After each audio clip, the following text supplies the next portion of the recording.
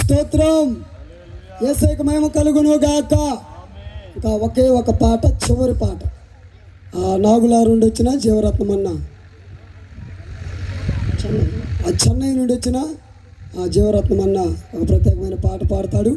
ఇదే చివరి పాట. ఆ తర్వాత శ్రేష్టమైన అభిషక్తులైన దైవజనులు మన మధ్యలో ఉన్నారు. వాళ్ళని వేదిక మీదకి మనము ఆహ్వానించుకుందాము. ఈ పాట తర్వాత